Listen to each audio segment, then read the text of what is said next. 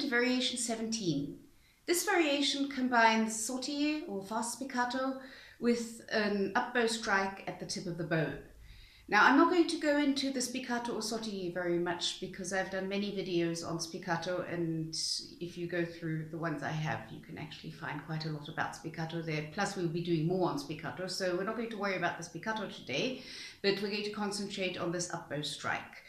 This strike is an interesting one because it doesn't actually happen very often in repertoire, but it's a very good idea to be able to do it. First of all, because if you do ever need it, then you can do it. And the other thing is that it will give you tremendous control in the upper half of the bow. Now, the problem with this up bow strike is that if you come down onto the string in the upper half of the bow from above, the bow is likely to bounce. That's why we actually try to avoid lifting the bow in the upper half, because we have less control in the upper half of the bow, and if we come down, it will bounce. So the trick is to avoid it bouncing. And you do that by coming down onto the string fast, by coming down with a lot of weight and immediately using a fast bow stroke. So basically, you come down on the string fast, you come down on the string with a lot of weight, and you immediately pull a fast bow. Interestingly, the way to practice it, to prepare it, is by catching the string. The reason this is important is because you catch the string, so you're actually using a lot of weight, because you won't catch the string at the tip of the bow unless you use a lot of weight. So you're practicing immediately using weight, and it gives you a bit of time to prepare. And as you speed that up, then you will probably be able to catch the string at a faster speed. And when you get to the speed where you can't catch the string anymore, because that requires a preparation, then usually enough of the weight is left to stop the bow from bouncing. So the first thing that you actually do is practice coming down from above, catching the string, and then playing. So for all of you who are not quite sure what catching the string is, I'll show you a little bit more in detail. If you put the bow down at the tip, and I'll show you, if you press down the stick of the bow, then you can actually move the string without playing. If you've got that, then you've caught the string, and your stroke will start with a clicking noise. That clicking noise also shows you that you've caught the string. So at first, it will be sensible to practice that.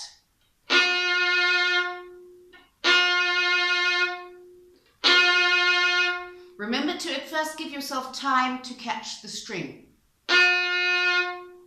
Catch. And of course, remember to release when you're playing, because if you don't release when you're playing, you will get that. So it's basically catch, release, catch, release. And then you can speed that up.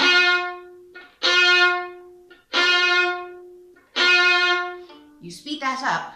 And that's not very far away from actually coming from above.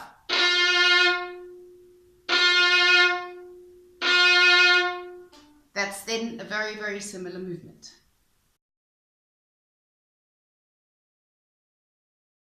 When you start practicing this variation, start off by practicing it slowly and do those up bow strikes catching the string first. That's the best preparation you can do for bringing it up to speed. So start off like this.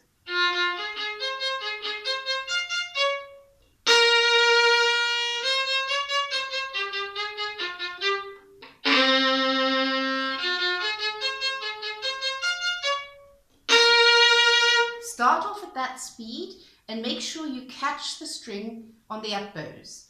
Now, one more thing is about bow division. Your bow division has to fit itself around your spiccato. So if you're doing a slower spiccato like I just showed you, you will be doing it closer to the point of balance. Catch the string. And this takes you to the place where you're going to continue your spiccato.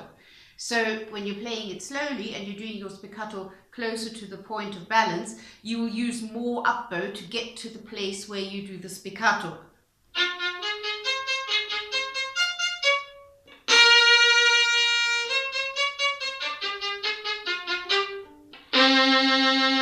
So bear that in mind when you speed it up and you have a faster spiccato, which will be closer to the middle, your up bows will have less bow. So if there's something wrong with this piccato, check up whether you've actually come to the right place to do it. So bear that in mind. Apart from that, practicing the whole variation by catching the string is an excellent exercise. Your bow control in your upper half of the bow will benefit tremendously from that. And the next step will be to speed it up slightly, but still catch the string.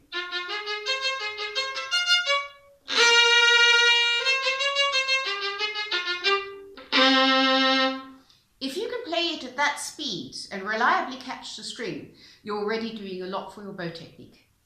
Now, when you get to actually practicing the strike, a good idea is to isolate that. Just practice bar 2. That means you do the 8th note before, and then you do the strike.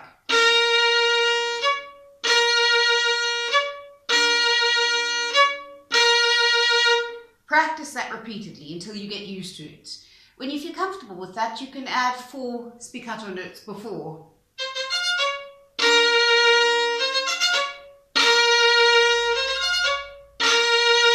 Practice that repeatedly, and then try and see how it goes if you start from the beginning.